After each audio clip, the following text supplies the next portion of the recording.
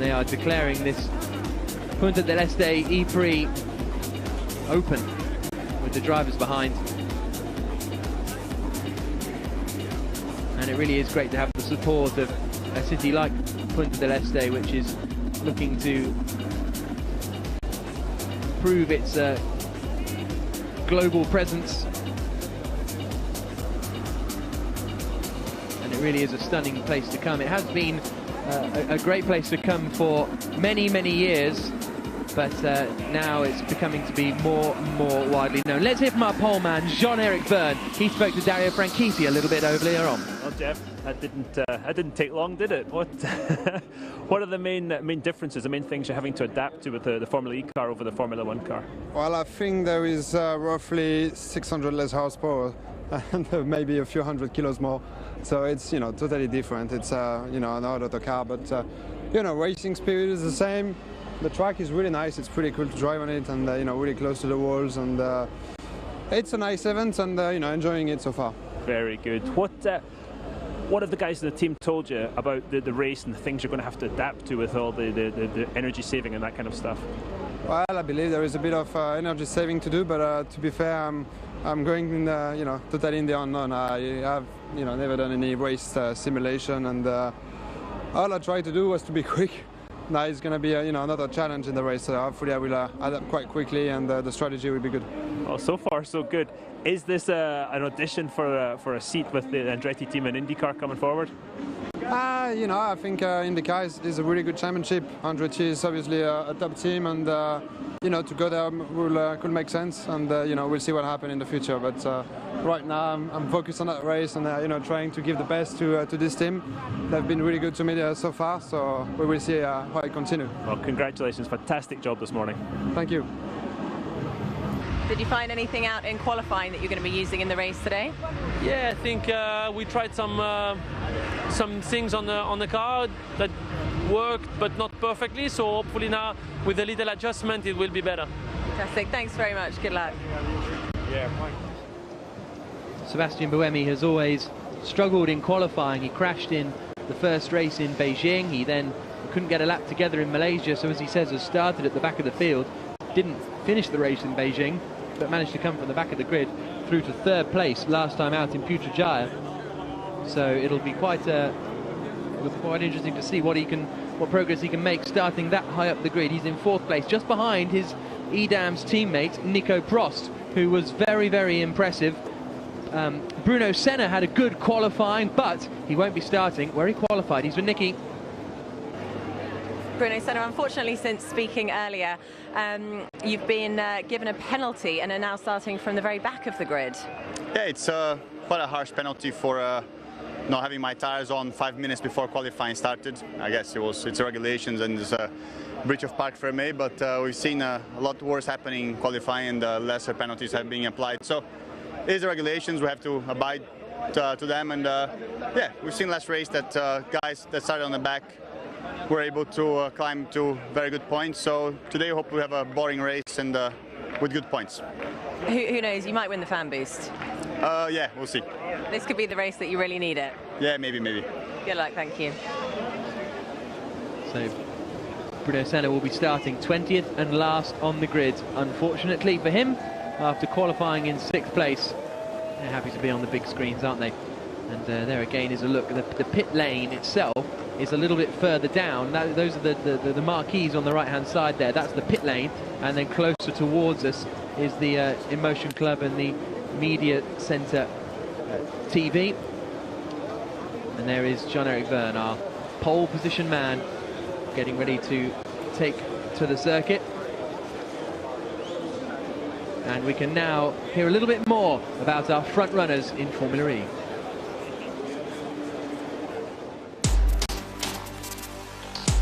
As we ready ourselves for the third encounter of the FIA Formula E calendar, drivers and teams have developed their strategies to improve racing performance, and a hint of a pattern is beginning to emerge. Once again, one of the biggest pre-race talking points here in Punta Del Este is the award of the Fan Boost. The Fan Boost provides an extra 30 kilowatts of power for a 5-second boost, and Bruno Senna has won the Fan Boost vote twice in 2 races. He used it successfully in Malaysia, pulling past Nico Prost. So, is he hoping for a hat-trick of Fan Boosts? Well, it's been to get the Fan Boost 2 out of 2 races, so I hope we can get the hat trick and do 3 out of 3. It'll be awesome. And while Senna's been successful with the audience vote, he's been unable to convert that to points on the championship board, having not finished in 2 consecutive races. We had a very good performance, very strong car. We were probably quickest on the track together with Sam. Unfortunately, we had to recover from bad luck in qualifying. It was running well, and then the last lap, obviously I was going to try for 3rd place and made a mistake behind Buemi, so paid for it. So no points in the bank, but we know that we have the performance to be in the top.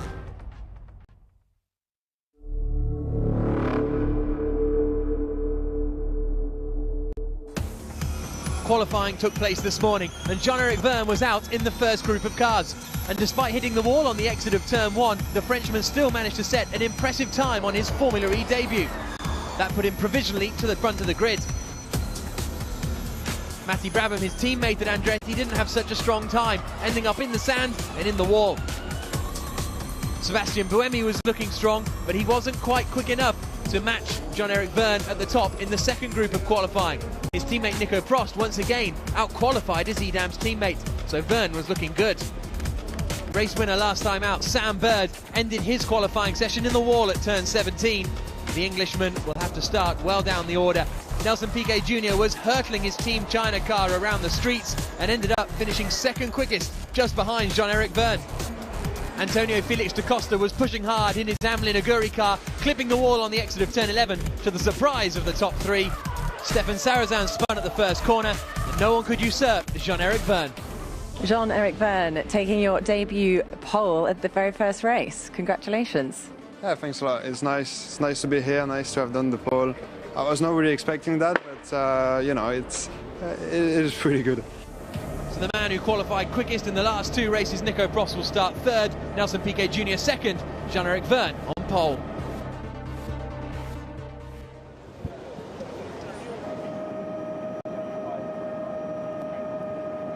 So we're almost ready to get racing here in Punta del Este. There you can see the Atlantic Ocean on the left-hand side. Over on the right-hand side, as we look at it now, is the Rio de la Plata that runs in between Uruguay and Argentina and up into the Argentinian and Brazilian rainforests. But now we are about to announce who has won the Fan Boost vote for this 3rd round of the FIA Formula E Championship. And it's, there we go, Nick Heidfeld, Jean-Eric Vergne and Salvador Duran are the 3 men who have won the Fan Boost. They will get a 5-second boost per car throughout the race to use whenever they wish, except for off the start line. So we can now hear from Salvador Duran, who is a newcomer to Formula E this weekend. He's already won the Fan Boost. He's with Nicky. Salvador Duran, it's your first Formula E race and you've already won a Fan Boost. You're a popular man. Yeah, it's incredible. I gotta thank all the people from Mexico, obviously, for all the support. And well, now we have to give something back in the race, so we're hoping to do that. And how have you found today? Obviously, that's the first time you've actually been able to drive the car at full speed.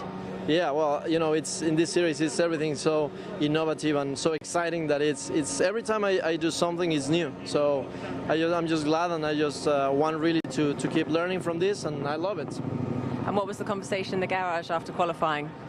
Well, it was a big conversation about what to do with the car, because I wasn't happy with how I was driving it, so I needed a little bit more of confidence, and the engineers have been really helpful, and they trust in me.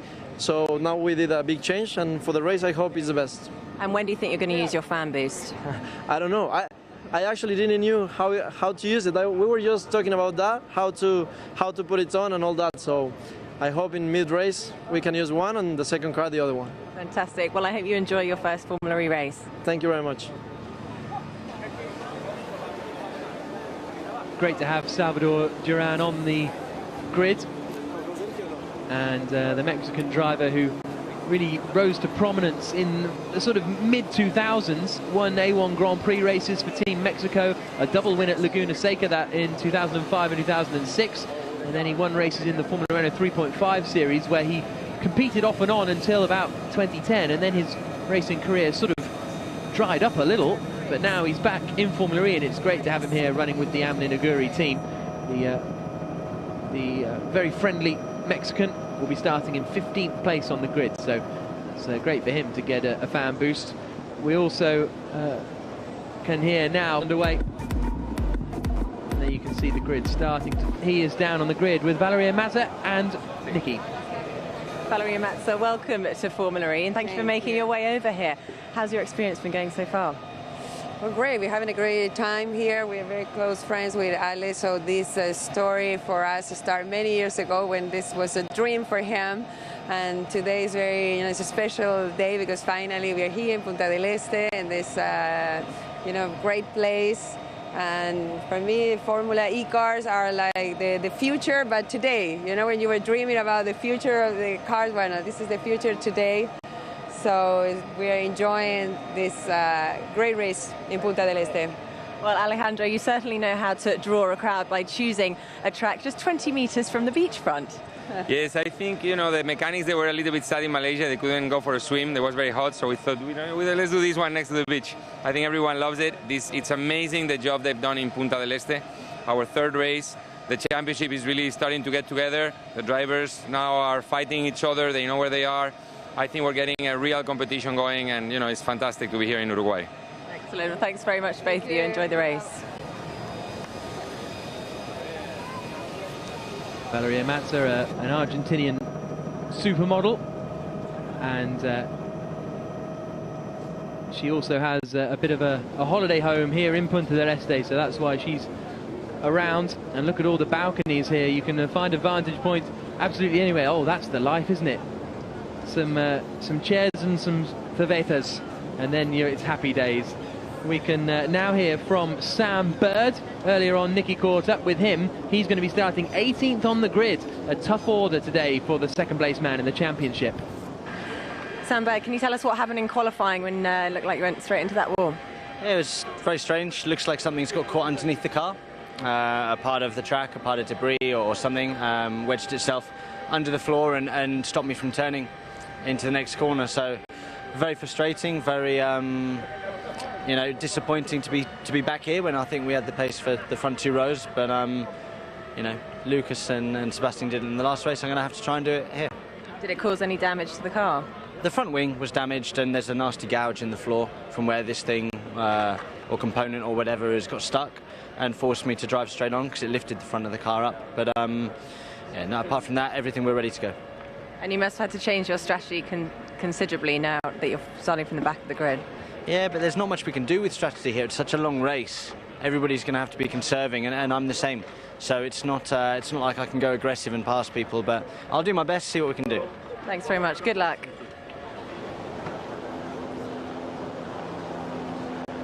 So Sam Bird will be starting in 18th position on the grid, and, well, his view will be something like that, a very busy one on the run down towards the first corner. Dario Franchitti has made his way from the grid and up to the commentary box. And Dario, what's the feeling on the grid? It looks very busy down there, and people getting excited. Yeah, as usual, there's a lot of people that are very excited to be on the grid, and there's a lot of drivers that are very focused down there. Looked like the Frost car was having an issue with the radio and the helmet and everything, so they were working pretty hard on that. But I think Jean-Eric Verne looks really relaxed because he doesn't really know any different right now. What's ahead of him today? Lucas de Grassi, our championship leader, will be starting in 6th place on the grid, 3 points ahead of Sam Bird, who, as we've just heard, is going to be starting in 18th position. Frank Montagny, Karun Chandok, Nico Prost and Jerome D'Ambrosio all on 18 points, and then it's 15 points for Sebastian Buemi. But look at the quick guys who somehow haven't picked up any points. The likes of Bruno Senna, the likes of Stefan Sarazan. Jean-Eric Verne has actually got 3 points already, and that is for pole position. That's why he's in 13th position in the standings. And as far as the team's championship is concerned, it's Audi Sport Aptur at the top, just 1 point clear of Virgin Racing. So those two really going at it. Andretti who led after the first round in Beijing, have slipped to third place, level on points with Edams, but Dragon Racing are there in fifth place as well. That's actually going to be a pretty tightly contested championship. Sometimes the team's championship can sort of fade into the background, but it's going to be very, very tight here. So the fans are gathering for what is going to be a very, very interesting race, and an overtaking here, Dario, is going to be tricky for these guys. Yeah, it is going to be tricky. It's a very narrow track, it's got that winding thing to it too. There's no real massive straight braking zones, heavy braking zones, so they're going to have to rely on the car in front making a mistake, which, as we saw in practice and qualifying, is easy to do. So I think we'll see some action that way. The guys were describing it though as more like they're going to have to really, if there's no pace cars, they're going to have to manage the power and then at the end fight. That's what it's coming down to. I think we'll see people though, when they get any chance, they're going to try and get position from the back of the grid. You're going to see your Sam Bird, Bruno Senna, those type of guys. You're really going to see them fighting to push forward. Jerome D'Ambrosio. Let's be honest, Matty Brabham was not shy in Malaysia there. He's going to be coming forward too. So we saw Jean-Eric Vergne on pole position. When Dario spoke to him on the grid, he didn't know but at that point that he'd won the fan boost, but now we do know, and so it'll be interesting to see where he decides to use it as well, because if you're at the front, surely you could use that as soon as possible to gap yourself a little bit to the rest of the pack. I think the fan boost is a massive help here around you. If you're going to get that, it's going to help you set up a pass, or in Vergne's case, it will give him an advantage to then be able to back down just a little bit more and manage the power. But is the fan boost going to use more power out of the unit, the battery? That's the question. You've got to be careful, but you've got to use it, haven't you? Yeah, exactly. If you win the fan boost, you have to use the fan boost. There's Nelson Piquet Jr. starting second on the grid. There was a bit of a question as to whether he would actually start the race, because he was feeling a little bit ill, complaining of a bit of double vision, but he was well enough to put it second on the grid, so it'll be interesting to see. So Nelson Piquet Jr. will be starting in second position on the grid.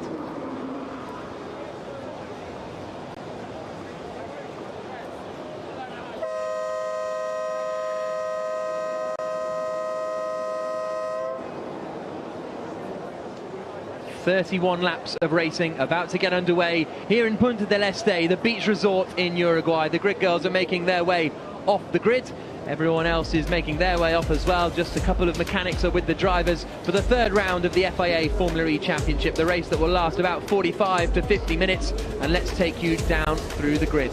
On the right-hand side there, on pole position, the man making his Formula E debut this weekend, Jean-Eric Vergne. He's jumped straight into that Andretti car and stuck it on pole position. A wonderful performance. He's also got the fan boost. So he is going to be looking very, very good for a win today, potentially. Nelson Piquet Jr. will be alongside him on the front row of the grid. Really impressive performance from the Brazilian. Third on the grid, Nico Prost, the man who qualified first for the first two races, now qualifies in third. But again, for the third time this season, out-qualifies Sebastian Buemi. Many people's big shout for taking the championship. Jaime Alguersuari will start in fifth place for Virgin. He possibly was a man who could have challenged Vergne for pole position. It didn't quite come together for him. Lucas Di Grassi will start sixth, the championship leader for Audi Sport App.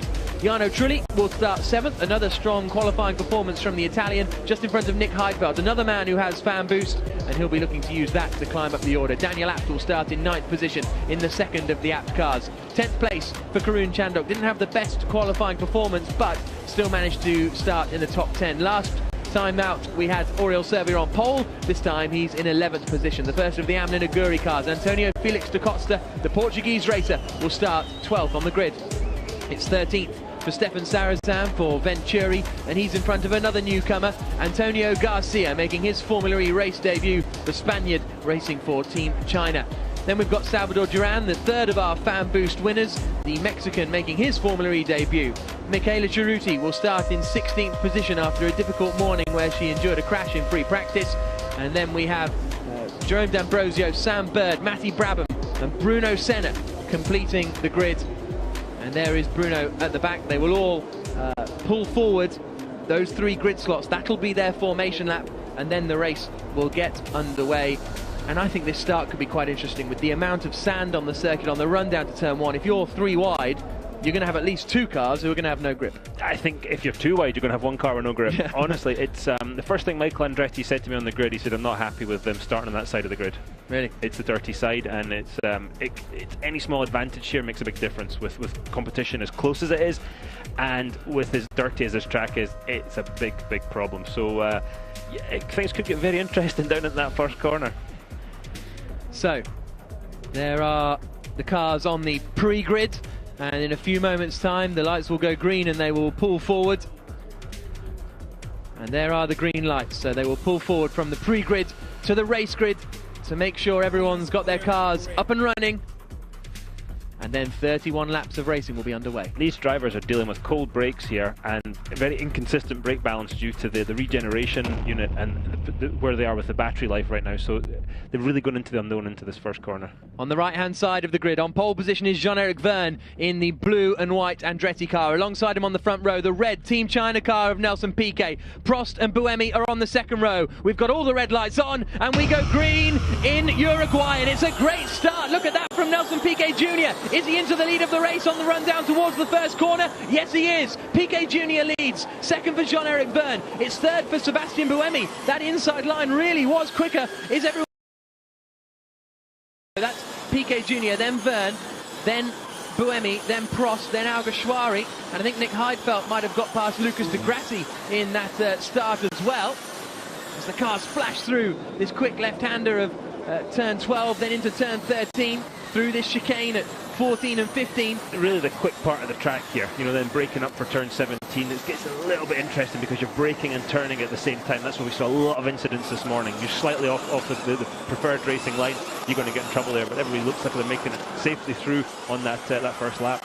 Yep, up they come towards the final corner of turns 19, and then out onto the start-finish straight to complete the first tour of this 2.8 kilometre circuit. So Piquet Jr. leads across the line, a second clear of Jean-Eric Vergne. Then it's Buemi, Prost, Alguersuari and Heidfeld. Look at the sand being kicked up. That is a real challenge for these drivers. Both, and does that affect your visibility as well? It will, depending on how many tear-offs you've got in the helmet there on the visor. You're going to be going through those. Just get sandblasted, I mean literally sandblasted, so you're going to be pulling the tear-offs a lot quicker than you would have before. So the good thing is you've got 50% less chance of getting oil in the visor with no oil in the, really just oil in the gearbox there. So it looks like as though Bruno Senna's challenging Michele Cerruti for 16th place as they come down towards the hairpin. Has he managed to get past? We'll wait and see. But those are our top three. Oh, it's a really quick, relentless circuit, this, isn't it? As they flash through. Here comes Cerruti in a minute, and Senna is past. So Senna has got up into 16th place, past Michele Cerruti. And, and that is a slowing. No, I thought that was a slowing up there for a moment. But it looks as though de Grassi's... No, it is. Daniel Abt is slowing, I think, and dropping down the order. We'll keep an eye on it. But it looks as though one of the Abt cars has run into problems. Yes, there we go. Daniel Abt is dropping down the order, and for the second race in a row he's run into mechanical problems. He couldn't get off the line at the start, but now his question is, where does he stop that car? Can he make it back to the pits? But Nelson Piquet Jr. leads, half a second clear of Jean-Eric Vergne, and Heidfeld's using his fan boost in the middle of that pack to try and get past Alguersuari. Here he comes in the black and red car up the inside, and he goes through a bit of a lock-up, just about gets it stopped. Yeah, and now it looks like the grass is all over the back of Alguersuari there. And Jarno Trulli's in there as well, as is Karun Chandok. So there was the fan boost used to perfection by Nick Heidfeld, and that gives him some clear air now to try and close down Nico Prost. It's kind of like a check pass, he passed him and then really stopped the car, and everybody backed up into him. This is what we saw though we saw this in the last round in Malaysia. When you don't get passed by one car, it's generally multiple cars because everybody's so close together. There's a yellow flag towards the end of the lap, which will be for Daniel Abt's slowing car, if not stopped car. But that has just been rescinded, so hopefully Daniel Abt has made it back into the pit lane. This is the battle for 6th position then we're watching. Jaime Alguersuari in the Virgin car, which is the silver and red machine, followed by the yellow, red and green car of Lucas de Grassi, the championship leader, the Brazilian. And then it's Jarno Trulli and Karun Chandok behind. A little bit of a lock-up on the inside, but nothing too dramatic. Jaime Alguersuari not troubling the apex of 17, but Piquet Jr. still leads, half a second clear of Jean-Eric Vergne up at the front. And Buemi's just sitting there ahead of Prost. As I say, I think they're going to hold station just for a little bit and see, see how much power they're using, get settled in a bit, and we're going to see the battling when they're a bit more sure of what they've got available for the end of the race. But Jev looks like he's setting up Piquet quite nicely here. So 78%, 77% in the middle there is the usable power remaining. as we go into the breaks through the chicane, and he is right up behind Nelson Piquet now. And don't forget, Jean-Eric Vergne has the fan boost, so he could deploy that whenever he feels like it to give himself extra power for 5 seconds to try and get past Nelson Piquet Jr. on the exit of the hairpin. Oh, and out! That is Sam Bird. Sam Bird is out. That is such a shame, and that will surely potentially bring out the safety car. That's the exit of turn 1, isn't it? That Sam Bird's gone into the wall. So that will mean that, well, we'll have to wait and see if the safety car is deployed. But meanwhile, Jean-Eric Vergne is still right up behind Nelson Piquet in the battle for the lead of the race. And there is the wrecked car. And, well, I can't imagine that they won't have a safety car for this incident. Got to throw it. Got to throw the flag here. And well, here's a look at the replay then, coming into the first corner. And here comes Bird. Oh, all by himself, all by himself. Oh, again, the problem with these curbs, these sausage curbs, is exactly the thing. You know, yeah, you made a mistake, but when you hit the thing, you've got absolutely no steering. And safety car is deployed, and so there is a disappointed Sam Bird walking away from his car, and that is a real shame. The safety car deployed then here, which is good news for the teams, because a couple of laps under safety car, and that gives them more usable energy. Yeah, absolutely. Yeah. So, the safety car, the Qualcomm safety car deployed, and the exit of the pit, so he just waits and rejoins the circuit, and he'll pick up the leader, Nelson Piquet Jr. So let's have a look at the start then, Dario, and to see how Nelson Piquet... Look, it's just wheel spin for the poleman Vergne. You heard it from Vergne there, but Piquet had very good reaction time too, and really, textbook start. Absolutely textbook. He was on the clean part of the track, but look at the acceleration difference there. Absolutely perfect. Yeah, the whole of the left-hand side of the grid, as we look at it, got the jump on the person alongside. And look at that, Lucas Di Grassi almost got 4th place going into the first corner, but Alguersuari got around the outside of him. That was really good racing, and everyone very well behaved through that first turn. They were. Normally when they try and be well behaved, they crash into each other. At least that's what happened when I tried to be well behaved. But no, yeah, not a bad start there at all. 2x2 right there is asking something. It's such a tight first chicane. So the big gainer from that start was Bruno Senna. He made up quite a lot of places. This was on board with Vergne. You saw the wheel spin there. He was always going to try and get across to that side as quickly as he could, but it just wasn't quick enough. And look at the plumes of sand coming off. We're right by the beach here in Uruguay, and you can tell, can't you? Absolutely. You know, just the small amount of time between qualifying and now the race, you're seeing all the sand blown on. It's a pretty windy day. All the sand blows on the track, coats it again. Those first laps have been very, very slippery, and that's probably the worst conditions they will have had to drive in all day. Yep, so we're behind safety car conditions here in Punta Del Este. This is the view on board with Sam Bird. Watch Bruno Senna, because I think he's going to come rocketing past us in a minute. Oh, that's close with Jerome D'Ambrosio. But somehow Senna went from the back of the grid, rocketing right up the order. In we come into the first corner. That's Michela Cerruti's rain light. We're getting a very nice close-up of. And Bird gets really slowed down. And there's Senna on the right-hand side. Through he goes. Sam was just trying to be careful there. Yeah, and he lost out to Matty Brabham as well. Yeah, he got held up by the car in front by Cerruti and trying to be careful, and that was all she wrote, really. He's going to be really mad after the day he's had. Yeah, absolutely. And well, we heard that he reckoned that something got underneath the car, which was curious. Here's on board with Daniel Abt, and again you see him not getting away ideally, and Karun Chandok is able to come up and cruise past. That's Chandok on the right hand side of the Mahindra car. Under braking we go for turn 1. That's Jarno Trulli in front of us, almost coming to a standstill. Look at it, look at the dust there. And again, everybody, little rub, but that was really about it. And then Daniel Abt would later on this first lap slow dramatically, and this was Bird. So Bird's coming too hot and then ended up chucking himself onto the curb. Yeah, well, he didn't. He got on the curb, but he came in too hot, absolutely. But that curb is a launch pad. Yeah. Surely that can't be right. So the Qualcomm safety car will be coming in on this lap, and the racing will be getting back underway. So I think that was only 2 or 3 laps, wasn't it, behind the safety car?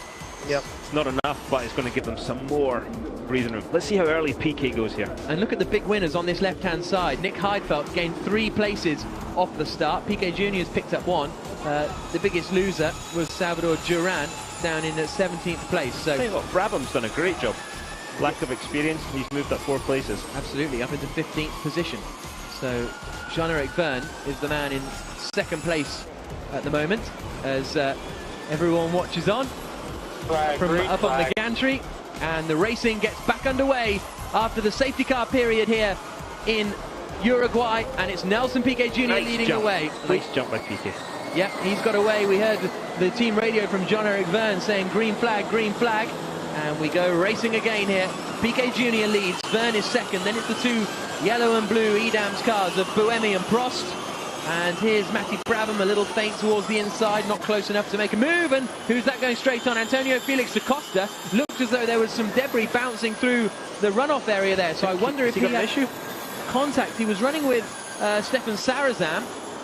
But we'll have to wait and see what happened to Antonio Felix da Costa there.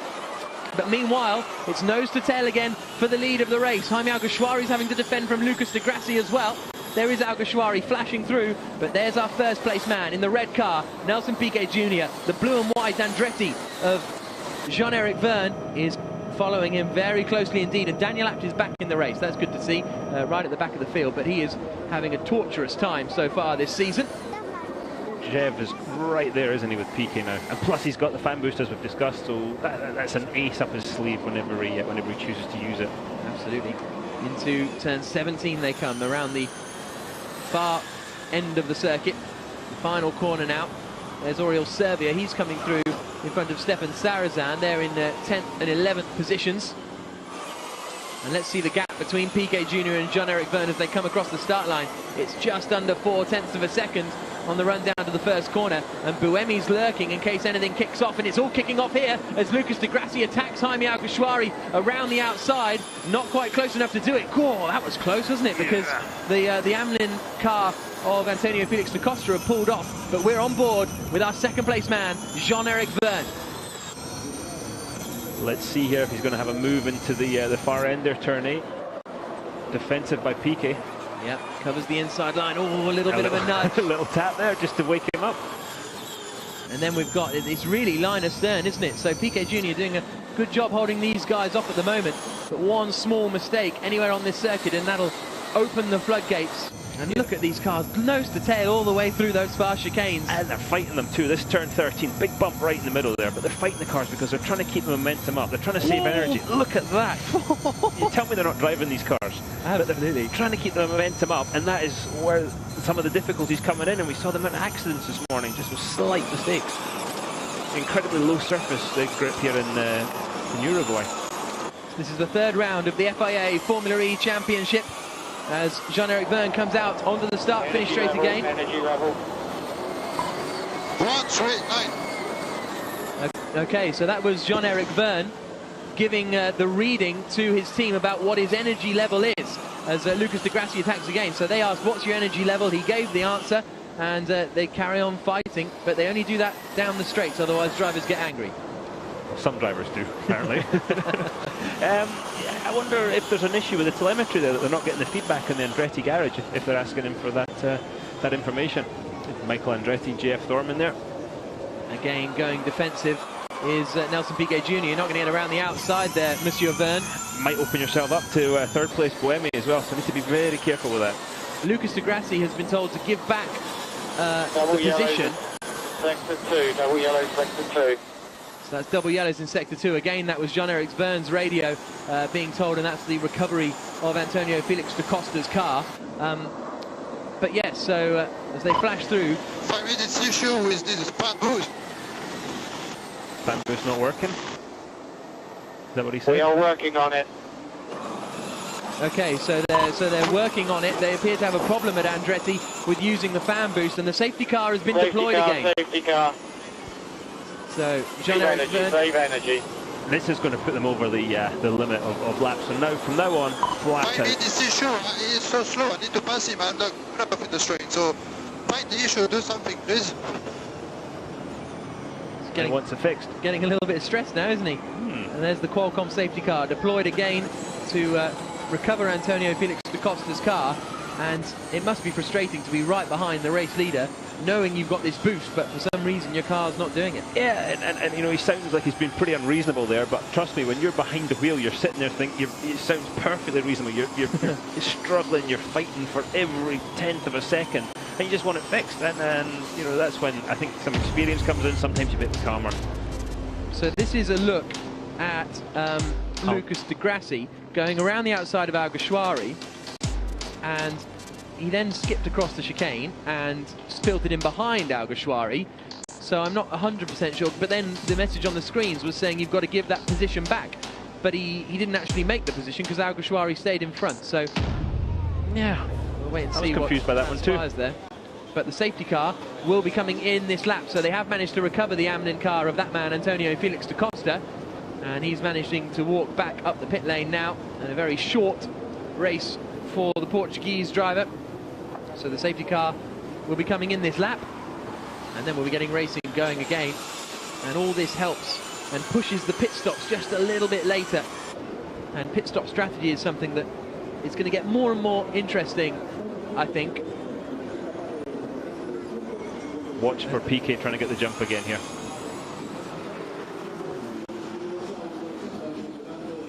But we have to do the fastest lap on the other car, the good car. So I prefer to save energy here and then have all the time to push on the second car. So this you have to check. Tell me.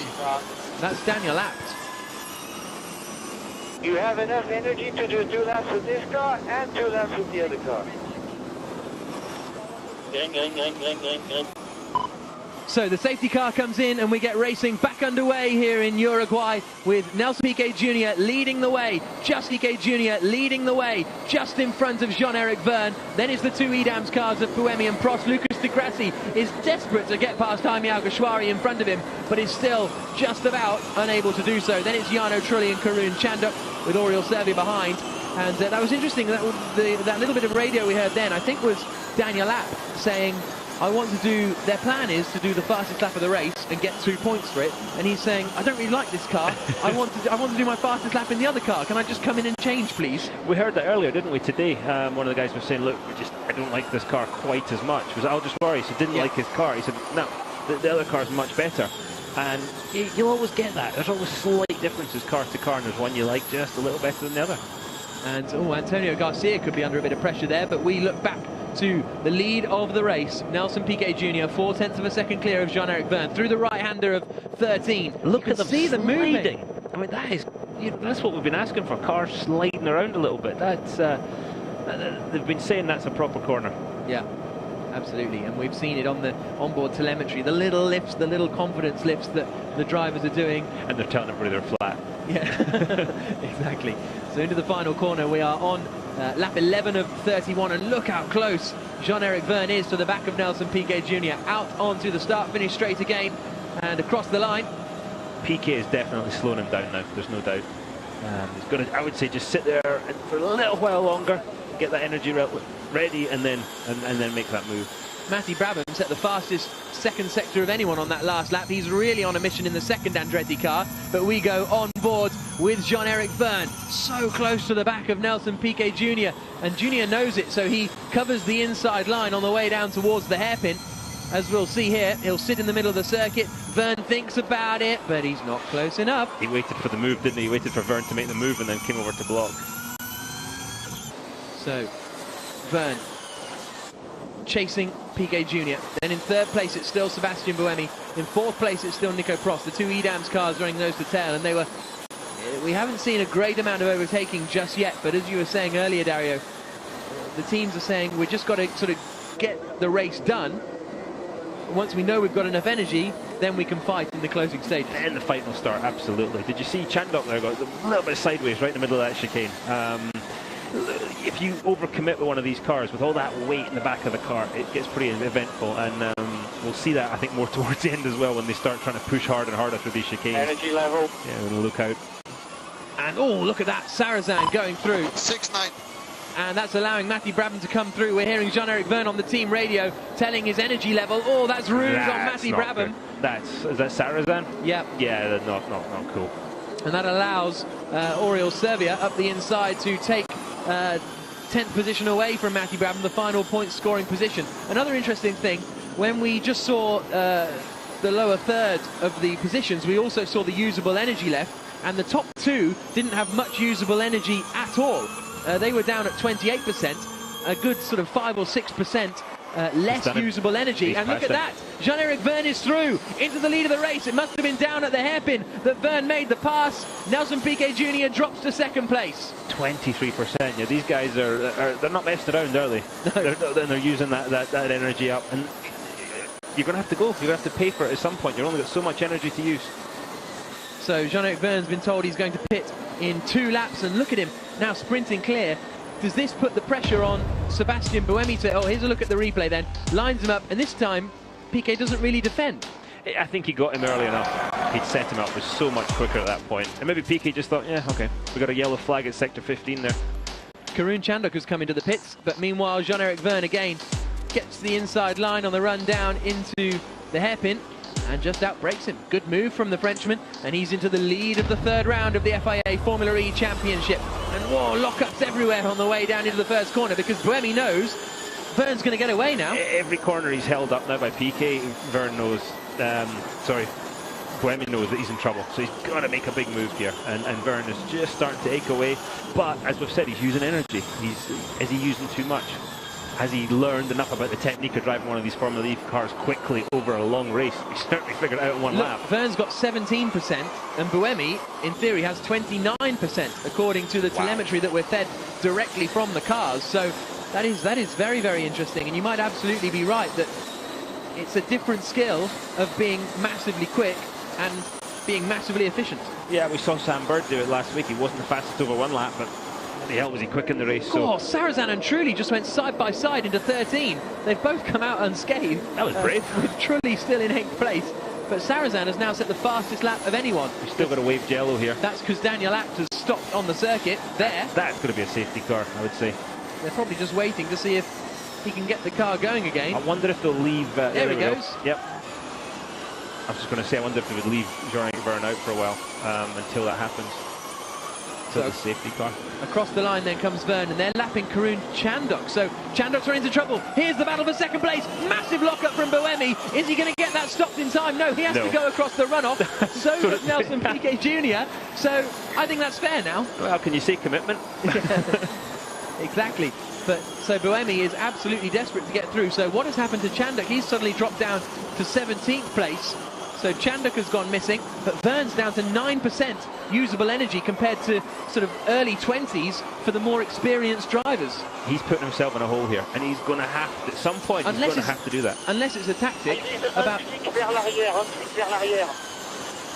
That was French. Yeah. Okay, so we're hearing Piquet and Buemi's radio, and so that was Sebastian Buemi's radio. Our viewers in France will have figured it out. Here's the lockup from Buemi. Buemi in the blue Edam's car there, with the front wheels locked. He's easy to spot. And then they both just, get back on it. And that incident is under investigation by the stewards, but I mean, it seemed to just be fair enough, really. Buemi didn't make the pass, and so Piquet Jr. was prepared to go back through. Yeah. But anyway, oh, and look at that. Piquet Jr. is behind both the Edams cars now. And Sarrazin finally gets past Jarno Trulli. Sarrazin up into 8th place. Race leader in the pits. Jean-Eric Verne is in the pits now. Meanwhile, Jarno Trulli is getting a little bit angry with Stefan Sarrazin, who is looking feisty out there today. Sarrazin just keeps driving people at the wall. It's not really on, is it? I mean, we saw Trulli drive one of the guys out last week. Here's the pit stop. So Jean-Eric Verne in. This is his first one of these pit stops under pressure here. First time he's ever done it, so easier to make a mistake. And now Matty Brabham has got past Jarno Trulli as well and is up into what will be essentially 9th position, I think. Oriol Servia comes into the pits. Properly impressed with Matty Brabham today. Yeah, he's doing a very good job coming from the back of the field and climbing up the order. Nelson Piquet Jr. needs to pit soon. You can see there he's got 6% of usable power remaining. And there is a minimum. Oh, and off goes Sarrazin. Off goes Sarrazin into the wall. It looked as though it might have been Jarno Trulli that he was battling with. Those two had fallen out a couple of laps ago. He might have got some help there. And now, surely everyone's going to dive into the pits if they know what's good for them, because presumably the safety car will come out. Here we go. Oh, it's Matty Brabham, but he's ended up on the curbs himself, hasn't he? Well, it looks like Sarrazin missed the corner, had to slow down to avoid doing what Sam Bird did earlier, and Matty Brabham's just helped him and finish it, but it looked like Verne... Oh, here we go. It looks like Sarrazin. He's got out of shape. He's already in trouble. The car was already broken. So Yeah, he was being very, very aggressive on the defence, wasn't he? Oh, and look at that, the wall getting hit as well. Was that Bruno Senna clouting the wall? Yeah. So Bruno Senna could be in trouble too. Sarrazin is out of the race, and the safety car, unsurprisingly, is deployed. Everyone there is Senna. Broken. I think he might have trouble stopping that. I think he swapped cars though. To get it stopped. Time for a pit stop. Yeah. And so Senna comes into the pits. He's got plenty of time to stop it. No, we can swap cars. Oh yeah, you can swap cars. Yeah. Very good point. That was good timing. Yeah, exactly. That was why he did it. So there is Antonio Garcia swapping over. And so everyone diving into the pits. So Garcia's used to swapping drivers, but not necessarily cars, with the Corvette that he races in America. Oh, he's just punched his mechanic in the face there. That was a good one. He tried to get his hands out of the way for the buckles to be done up. But there is Stefan Sarrazin out of the race in his Venturi car. Normally it's the other way around. Normally it's a mechanic punching the driver. So where will these guys come out compared to... Oh, this could be bad news for Jean-Eric Vergne, because he's having to lap the track at safety car speed, whilst the rest of them can go as fast as possible. There is Vergne going straight across at turn 1. And did that keep him the lead of the race by going straight across there? I thought I saw cars ahead of him, but is that allowed? So I think Buemi has rejoined in the lead of this one, by the looks of it, and then Jean-Eric Vergne, then Piquet Jr., then Nico Prost is how it looked. That's how the order looked to me. And yeah, here we go then. Or is that Heidfeld in the lead? Heidfeld's got out in the lead. He's made his pit stop and has absolutely nailed the pit stop, as they did in Beijing. And he's first. It's second for Buemi, third for Jean-Eric Vergne, fourth for Nelson Piquet Jr., fifth for Nico Prost. So Heidfeld leads the race. Heidfeld leading. Vergne has got less energy to use though. He's got at least a lap less energy to use in this next portion. So he's going to have to manage it more. And he's at a disadvantage right now. And potentially they may be able to activate the fan boost in this car. It might have been a problem with the other car. There's a look at the time in pits. Heidfeld did it 1 minute exactly. And so that's 60 seconds. So was that too quick is going to be the question. Everyone else doing it 1:06 roughly. But Heidfeld with a very quick pit stop. Vergne's over 5% in the hole already on amount of power, amount of energy still to use. It seemed as though that strategy was gambling on position. So 64 seconds was the limit for pit limit. So Heidfeld may have been too quick in the pits, and that's why he's ended up in that scenario. This is a replay of Bruno Senna going side by side and making a move. And oh, this is where it all went wrong for him. Not Bruno's fault at all, was it? What can you do? I think he did well not to damage it. Look at him hanging on to it there when it's crabbing. Still flooring it, isn't he? Good lad. And that's it, drifted through 13. Lovely. So the cars are making their way around behind the safety car. Safety car still out. I think we need the commentary booth up there. Yeah, I'd say so. Or just the floor below. Yeah, just with better view, get the sea breeze going on. So on board with Nick Heidfeld. And he's been told that he has a penalty by his team over the team radio. Obviously, they're going to go as slow as possible right now, save as much energy for when it actually counts. But yeah, that's something they tried in Beijing. They got it by the skin of their teeth, and it sounds like they've gone a little too far this time. So we'll have to wait for confirmation of what the penalty is. But it looks as though he has been in the pits for too short an amount of time. And that's why he is... in the lead, but this is all the team radio we're getting at the moment. Wait till you have a gap behind you to use fan boost. Okay, it's still 1.4. Has everybody in front of me stopped? Mais tout à l'heure au pitch, j'ai pas eu le pit-in, le top du pit-in. Ouais, à la radio, j'y suis pour rien. J'ai bien appuyé. Yes. Matt, please speak louder. I can't hear you. I reckon the end of the race will be a flat out, because my target's already 1.9 and it will go up. Energy left 26.8.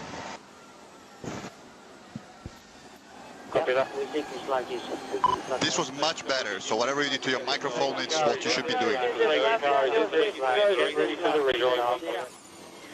So that was very interesting to hear all of the teams out there all being told different things, and all of them giving back energy readings. I picked up Jean-Eric Vergne saying, is everybody ahead pitted? Yeah. That's that old thing of, how'd that happen? But he is essentially then in second place, because we believe that Nick Heidfeld has been given a penalty. It's not official yet on the timing screens, but we heard it over team radio being told that he would be given a penalty. So we'll wait and see what happens there.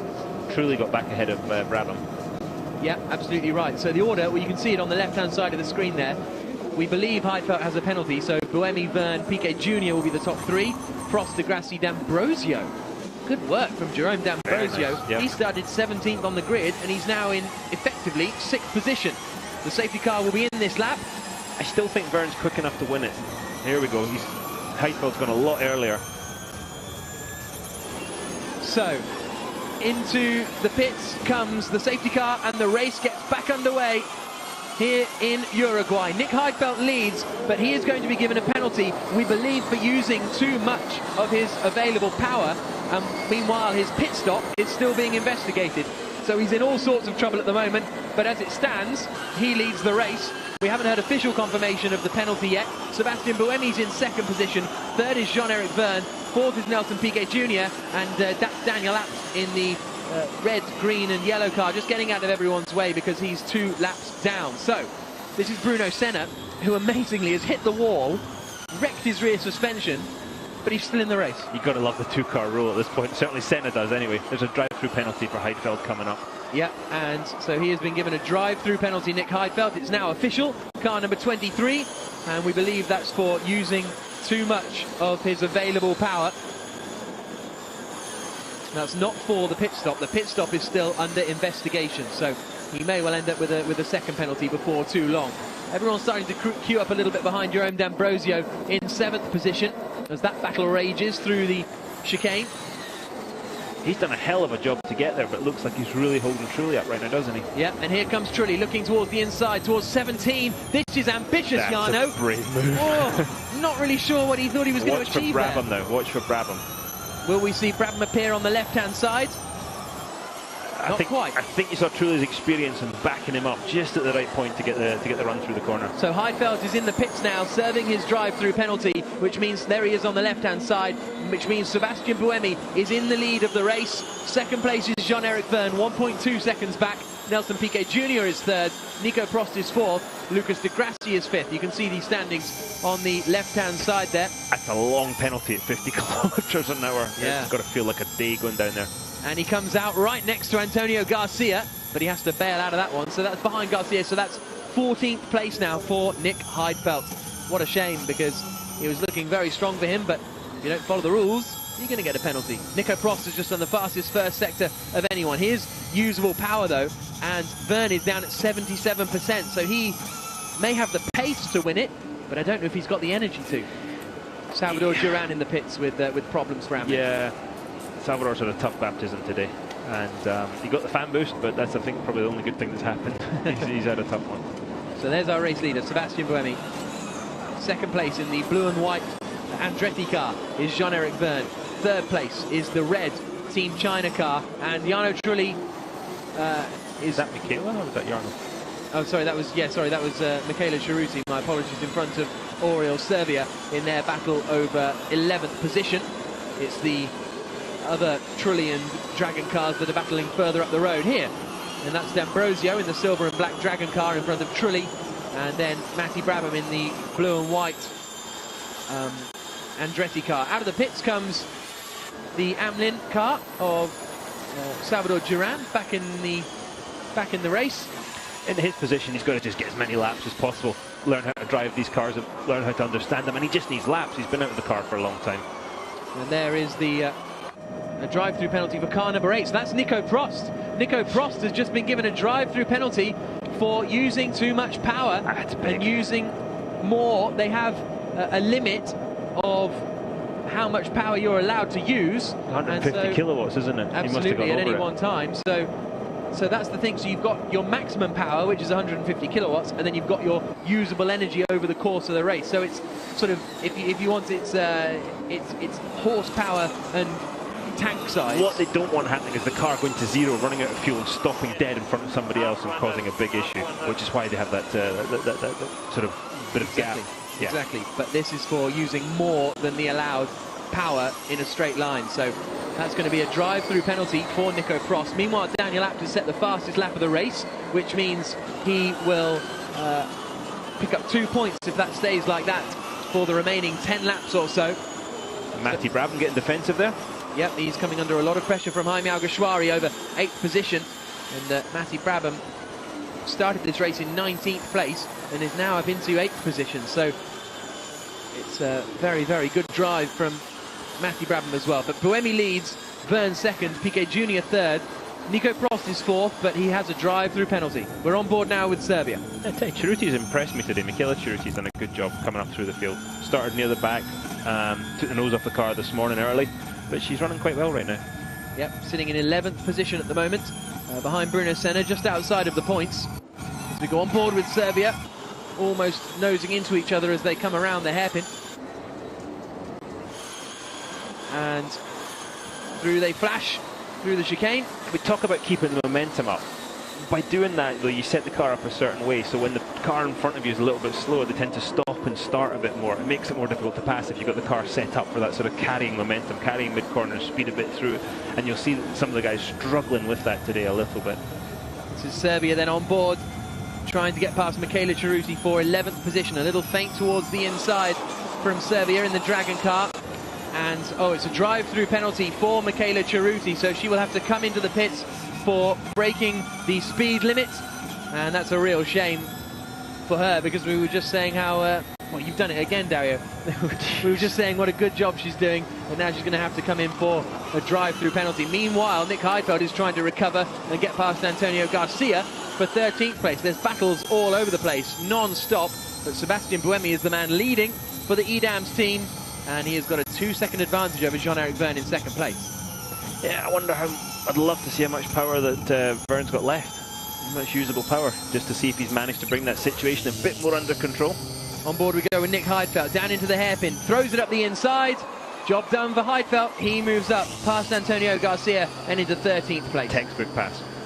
Textbook right there. Let's see it. He'll pull away now. He's been running some very good laps.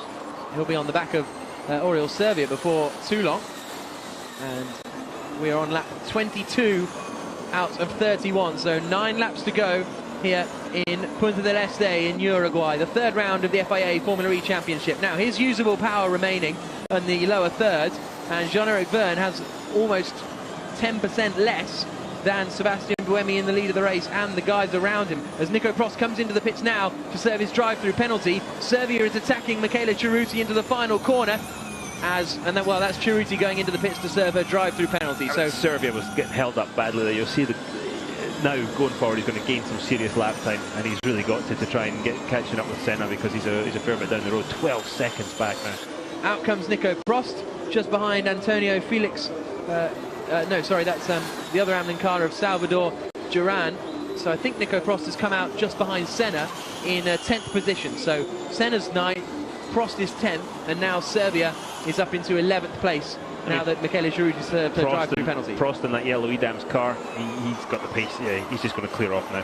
He's going to try. He'll be up on the gearbox of the car in front of him. Alguersuari fairly quickly here, I would say. Yep, through he comes, and he's past Salvador Duran, who is running a lap down. 3 retirements: Stefan Sarazan, Antonio Felix da Costa, and Sam Bird. And Lucas Di Grassi has just set the fastest first sector of anyone, and a very good middle sector as well, and is starting to close in on Nelson Piquet Jr. in the battle for 3rd position. So Lucas Di Grassi will be one to keep an eye on in the coming laps. Meanwhile, Heidfeld is the next man to go on the attack, and it's Oriol Servia that he's behind. And the fastest lap of the race for Lucas Di Grassi, so he takes that away from his teammate Daniel Abt, and Di Grassi closes the gap to 1.1 seconds to Nelson Piquet Jr. in front of him. There is the Dragon team watching on as their man Oriol Servia is defending from Nick Heidfeld down into turn 1.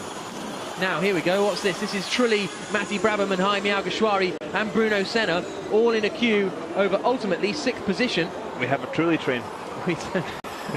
We certainly do, and actually initially it was a D'Ambrosio train, but he seems to have got the hammer down a little bit now and gapped these guys. He's got a 1.2 second advantage. Yeah, he's done a great job again. Another car coming from the back to the front, and the pace is so close here. And as I say, one mistake and you're losing 1 or 2 spots, 2 or 3 spots. You're not losing one. You've done it again. No. Just said how good D'Ambrosio is doing. Drive-through penalty for car 7 for not respecting the pit stop time, and also a drive-through penalty, as we thought, for Nick Heidfeld. He went through the pits too quickly. D'Ambrosio did it in 1 minute 3 seconds, and the gap is 1 minute 4 seconds. So D'Ambrosio, drive-through penalty. As for Nick Heidfeld, in goes D'Ambrosio there. So that means Trulli's up to 5th. Drivers to start paying me not to talk about them in a positive manner. There you can see the confirmation from race control. So our 4 drivers all doing battle now over 5th position.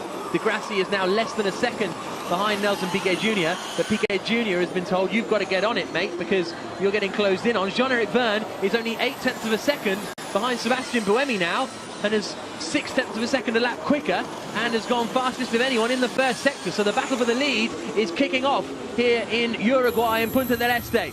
We go on board with Jaime Alguersuari in 7th place. Goodness me, it's a bit action-packed, this, isn't it? It's all happening. Alguersuari's running almost 150, almost full power there. If he's running a little bit off of it, it's minor. Look at them sliding through there. Here we go, through this 12-13 section. This is my favourite section of the track, this 13, corner 13 here. Watch the car in front, look at it, sliding. Whoa. Alguersuari looks like he's got some serious understeer in that thing through there. Matty Brabham is really driving well, and he's right up the back of Jarno Trulli in the battle for 5th position. He's trying to get past, but he's having gone the sandy line on the run down to 17. That was an ambitious one from Matty Brabham. This is where Matty Brabham needs to have a little patience. The young driver, not with a lot of experience, needs to just stay a little calm, because he's got the car, he's got the pace to pass Trulli, but if he gets a little excited, makes a mistake, it's all for nothing, because he's driven a really wonderful race today so far. 5 laps to go here in Uruguay. Lap 27 of 31. This is the queue over 5th place. The battle for the lead of the race is down to 0.8 of a second. There's Lucas de Grassi, who is less than a second behind Nelson Piquet Jr. in front of him. So as you said at the start, Dario, it's all going to kick off towards the end. But look how little usable power Vergne has there. 29%. That means he's only got 29% of usable power left, compared to Buemi's 38%. So surely Buemi can turn it up, unless, okay, he's got that little energy, but unless that's enough for him to do 5 laps. I wish I could do the maths quickly enough. Can I phone a friend? It was never my strong point. That's why you're in the commentary box and not on the Andretti pit wall, probably. Aye, that's probably right. So 5 laps to go, and this is the 1st and 2nd place battle. Oh, and that's Matty Brabham. That's Matty Brabham. He's got his heads in his hands, his thumbs up saying I'm okay, but he can't believe what has happened, because he was having a superb race right behind Jarno Trulli for 5th position, and now he's out. Hopefully they can clean this wreck up here. Look, you can see the marks. Hopefully they clean this wreck up so we can get going again here. Yeah, safety car has been deployed with 4 laps to go, and this will be, well, surely now they can go max to the finish. They'll go max to the finish. The good news is the safety car this time caught the leader straight away. Now here's what happens to Matty Brabham. Oh, he's lost it on the way in, and this is going to hurt. Just overcommitted. The wheels are already broken. Look, wasn't that big a crash, but it had already broken that hitting the curb, which is the same thing that happened to Sarazan with these sausage curbs. Saying that was a fair front impact. Yeah. And look at that. It's immediate reaction. What has happened here? Here's going to be the angle from Jaime Alguersuari. Now Alguersuari must have done a good job to avoid this, actually. Yeah, just frustration, I think. We're stuck behind Trulli. Oh yeah. It's locked the rears. Did you see this? Got it oversteering just a little bit on the way in. So a real shame for the Andretti squad, but their other car is still running in 2nd place at the moment. Oh, Brabham. He's got to pick those gloves up though, because yeah, he'll need them. They're not cheap. Yeah. He's so mad. I mean, you don't want to minimise this.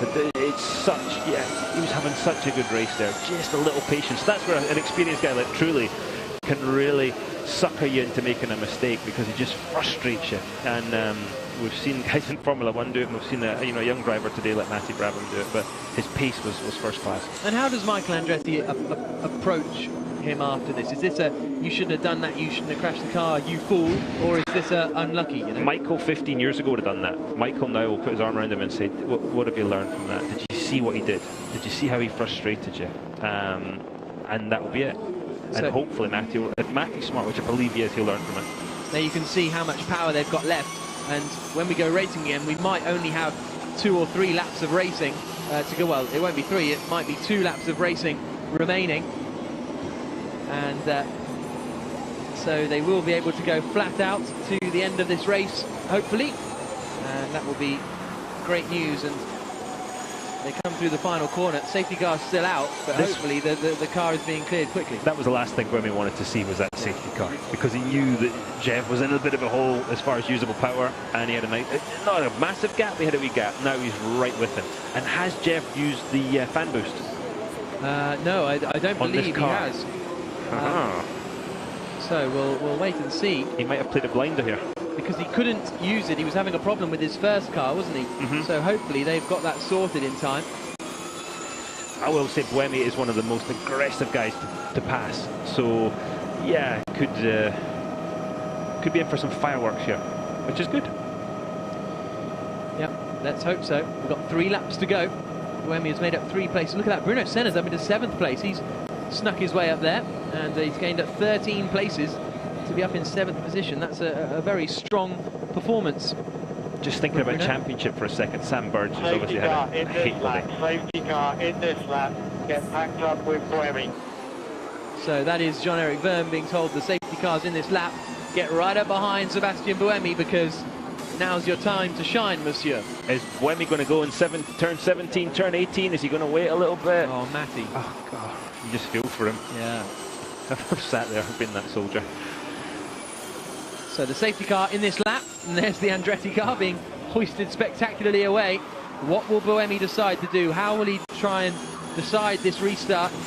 If Jean-Eric Vergne can have a good restart here, that will be another string in his bow when it comes to an IndyCar drive. But got to let the safety car get far enough ahead though, haven't you? The nerves on the pit wall for Alain Prost. They saw the race disappear from the Edams team in Beijing. Are they about to see it disappear here in Punta Del Este? The 3rd round of the Formula E Championship is about to resume with a 2-lap dash to the finish. Yeah, we don't want to see these guys, we want to see this. Yeah, here we go.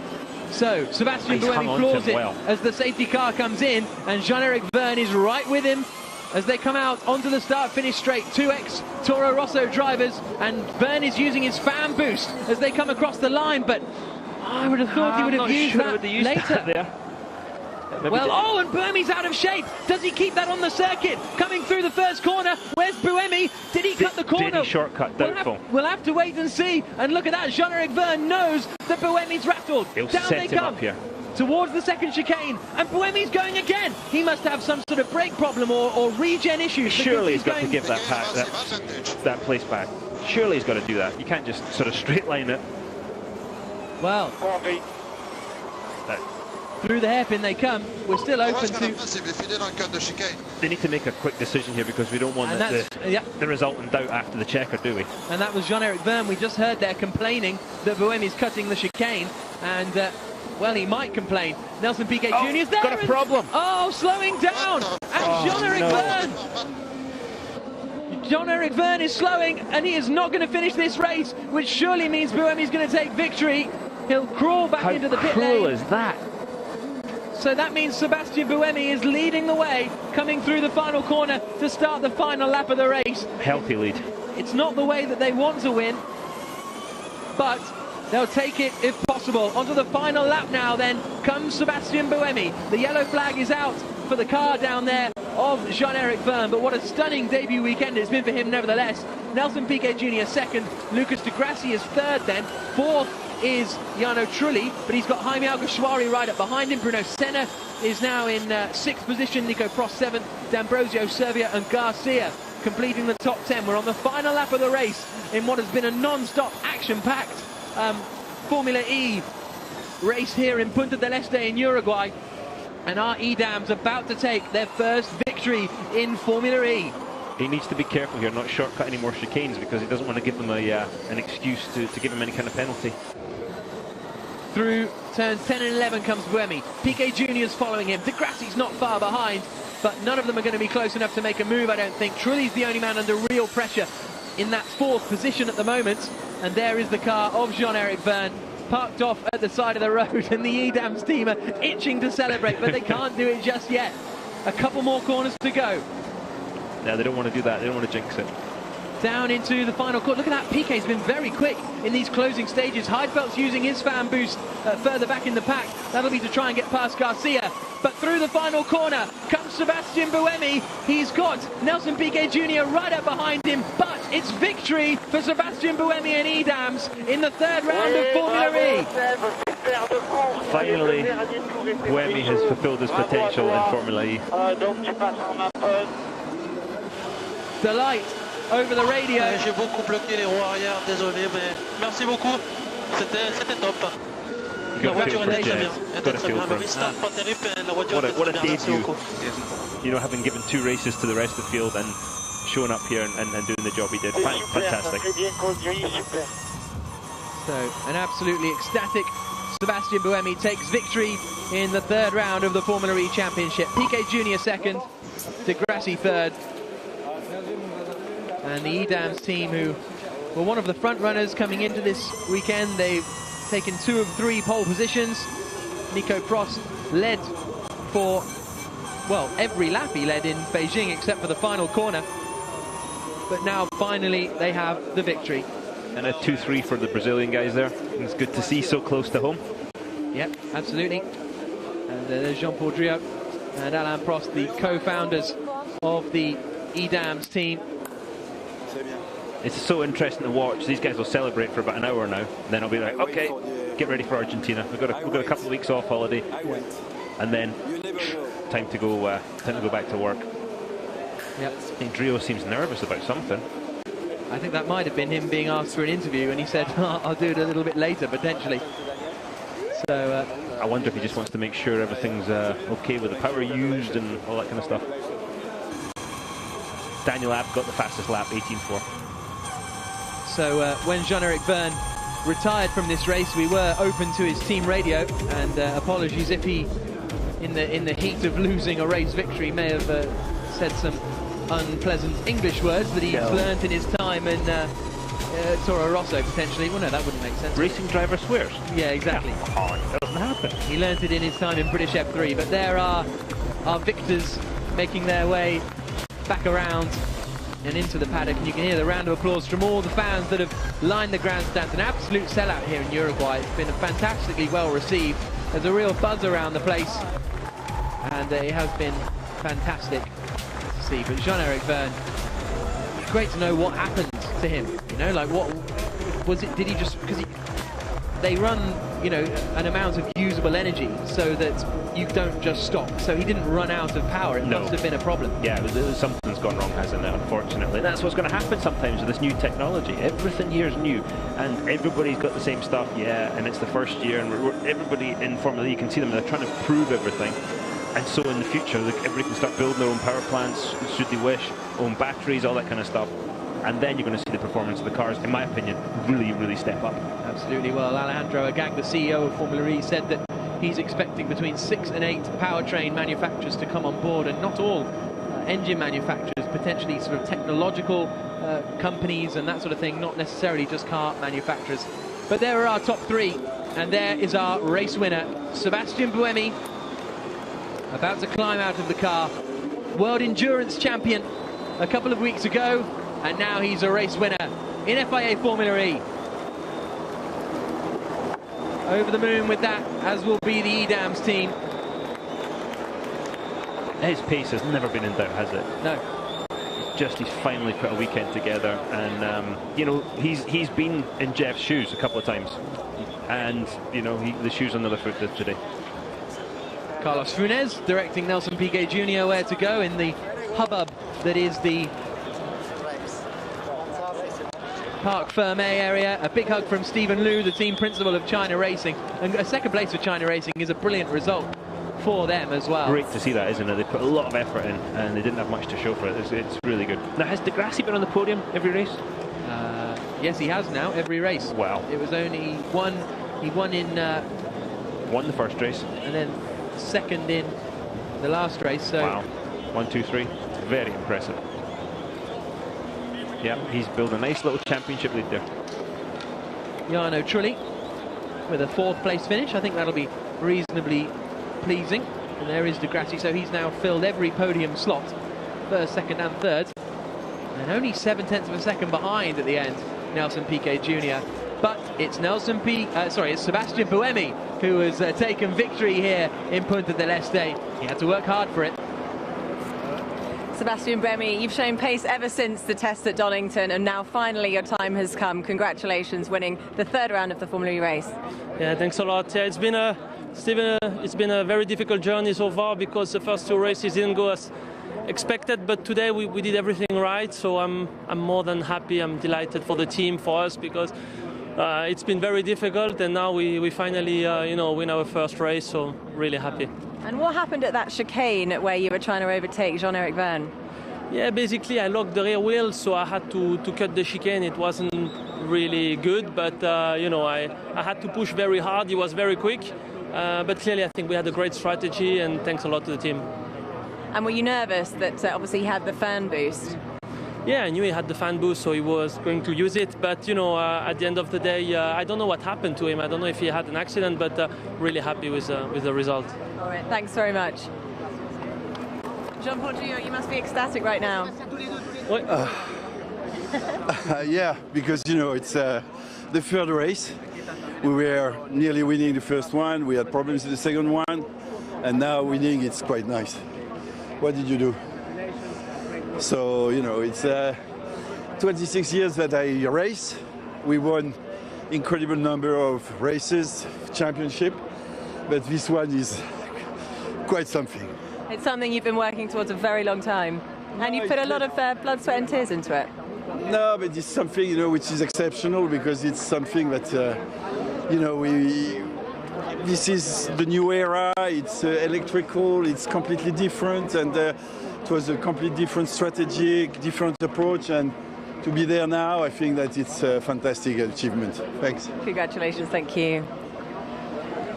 And he's absolutely right. The Dams team that Jean-Paul Gilloux forms have had phenomenal amounts of success, and this is just another element to it. Now we can hear from Nelson Piquet Jr. Second place. How close was he to taking victory? Wasn't far off Buemi at the end. Nelson Piquet, you started in second place and you finished in second place.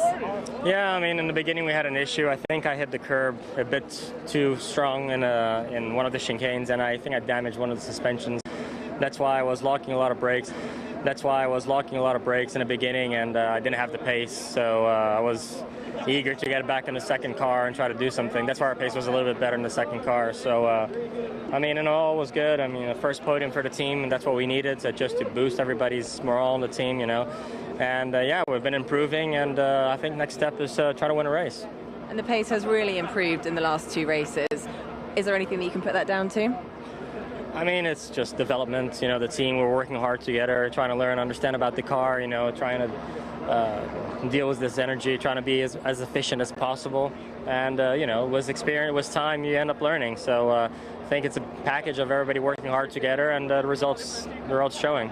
That definitely is. Thank you. So Nelson Piquet Jr. there. Do you think he's got a goggles deal? I was going to say, why is he wearing goggles? I didn't see those. He's bringing back the sort of 60s look. Now we can hear from Lucas Di Grassi, a podium in every race so far, and he is with Nicky Shields. Third race and a third time you're on the podium. Congratulations. Thanks. It wasn't the perfect weekend for us. We tried our best. We only qualified 6 due to a small problem in qualifying, and then in the race at the start I was squeezed into the wall and I lost 1 position after a very good start.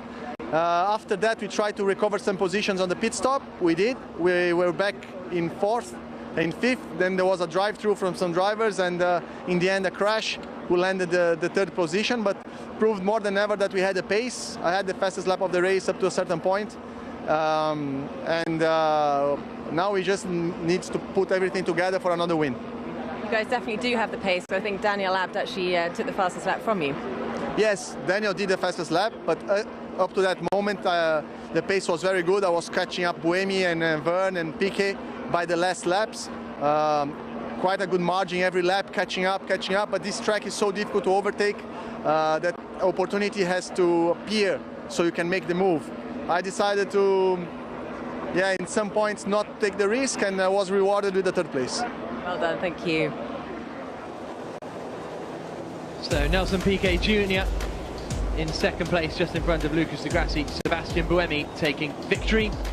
Let's have a look at the results, and it was 0.7 of a second, the gap in the end between the Swiss and the two Brazilians in second and third position. The first victory for Buemi and Edams in FIA Formula E. 3 winners from 3 races. Jarno Trulli finishing in 4th place, a strong performance from him. Jaime Alguersuari just couldn't find a way past for the majority of the race. Bruno Senna managed to start 20th and finish in 6th place.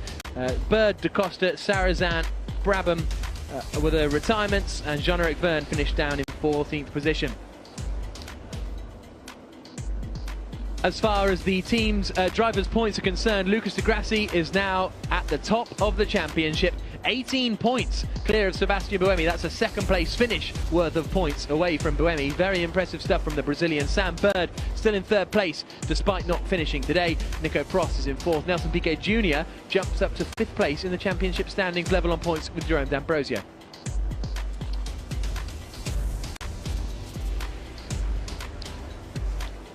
In the team's championship, Edams are now 2 points clear of Audi Sport Apt, and so it's very, very close at the top of those standings as well. Virgin not having the best of races, but they're still within touching distance, only 10 points off the lead of the championship. Then there's a bit of a big drop back to Dragon Racing behind in 4th.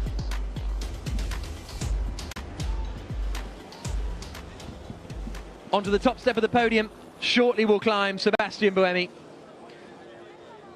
The Swiss driver, the current world endurance champion alongside Anthony Davidson, is about to pick up another FIA accolade, the winner of the Formula E race here in Uruguay. And what a stunning place it's been for a race, Dario. It has been, it has. I mean, if you're going to be completely sort of critical, you would want a couple more passing places next year on the track. Maybe just modify 1 or 2 of the chicanes, but what a challenging track. The turn 12, 13 area, really, that whole chicane area there, fantastic. And great crowd, good atmosphere, and a good race. If I was really critical, I'd like to be here for longer. I think that's the key, isn't it? Yeah. I want a 3-week event in Punta del Este. None of this one-day stuff. Exactly. So, here was the action. Sebastian Buemi forcing his way past Nelson Piquet Jr. They were scrapping throughout the race.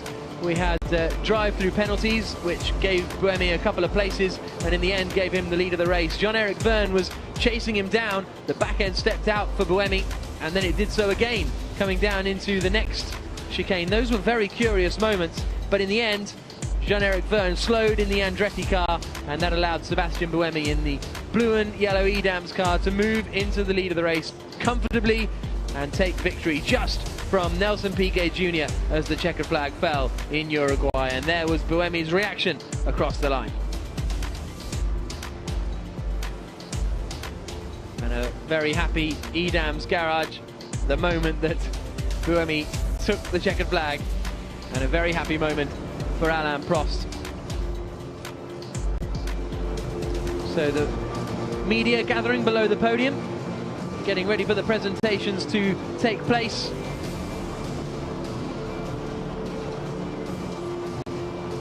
And it won't be long before we see Buemi, Piquet Jr. and Lucas de Grassi up there on the podium. And what a spectacular event it's going to be. There is Alejandro Agag, the CEO of Formula E, congratulating, well, everyone really. Jean-Paul Driot and Sebastian Buemi first, though. Getting some instructions about how the podium procedure is going to take place. It will still be organised chaos, it always is. Because the drivers just don't listen. So, well, at least Piquet's got his goggles in case they spray champagne. Maybe that's what it's for. Out onto the top step comes Sebastian Buemi, winner of the Formula E race here in Uruguay, along the beaches of Punta del Este. It's Sebastian Buemi who emerges victorious. Second place on the left there for Nelson Piquet Jr. On the right-hand side, Lucas de Grassi. Sebastian Buemi taking victory. So as a result, we will have the Swiss national anthem.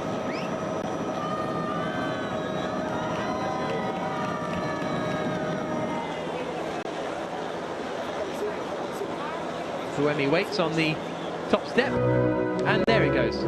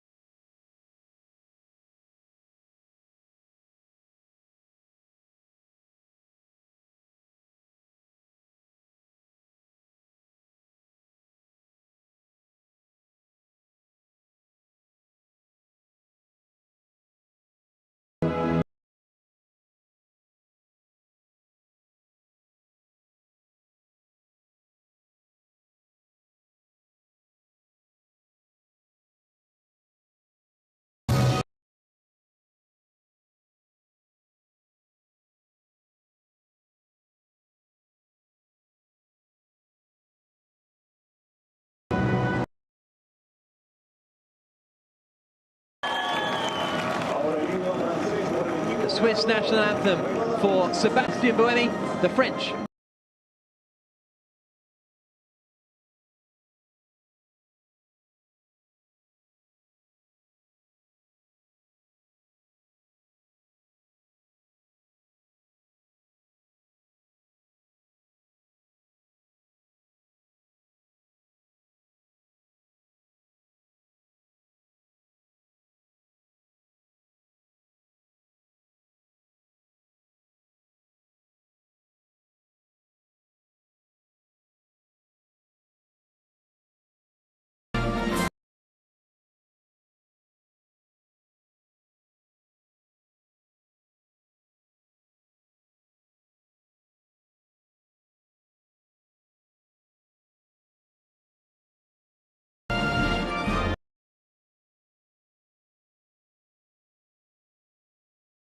The French national anthem for the EDAMS team. The Swiss national anthem for Sébastien Buemi. And there is the race-winning trophy handed over by Susana Hernandez, the Intendenta de Maldonado. Maldonado, the city that is just north of Punta del Este. Martín Laventure, alcalde de Punta del Este, entrega el trofeo al equipo ganador, Dams Renault. And then the trophy awarded by Martin Laventure, the alcalde de Punta del Este, handing over to Jean-Paul Driot for the winning team, EDAMS Racing. EDAMS Renault, I should probably say. Second place trophy will be handed over by Juan Sartori, the director of BCN World, one of the sponsors of Formula E.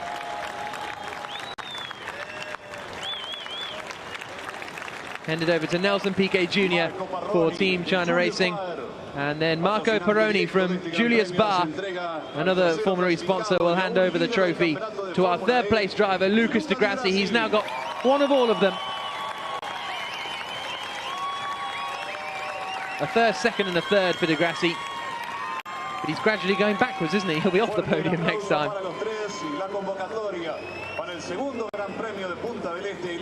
A really fantastic first Formula E race here in Punta del Este. It really has been spectacular. The race was non-stop action. It felt like non-stop action to me. I think you saw how much it meant to Jean-Paul Driot. Yeah. Oh, he is putting the goggles on.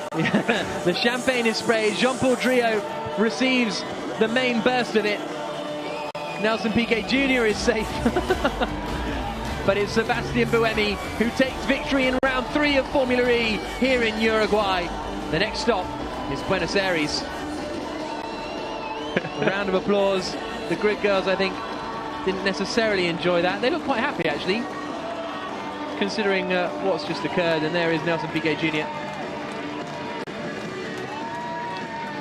in second place. Really strong performance from China Racing, because they were sort of slow getting up to speed, and now to be battling with EDAMS and Abt, who right from the outset were the quick two teams, is impressive. Yeah, you know, they showed flashes of it, but I think this weekend it all came together, certainly for Piquet, and I thought Garcia did not a bad job in the race.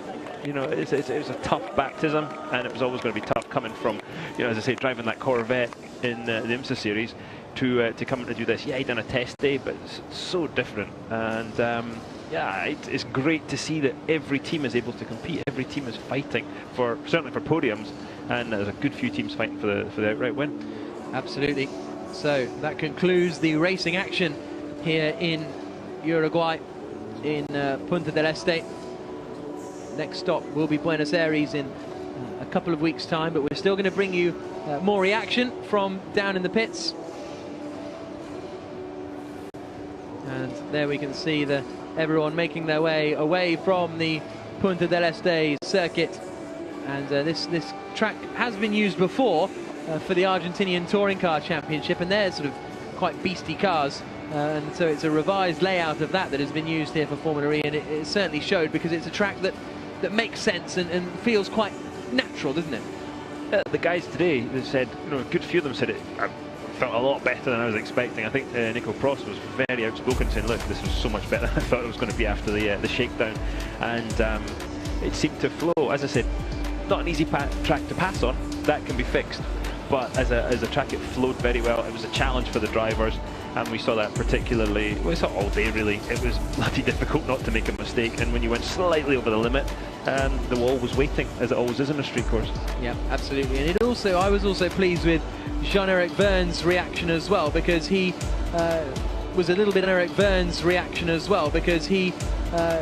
was a little bit unsure about the car, but then he really got to grips with it a little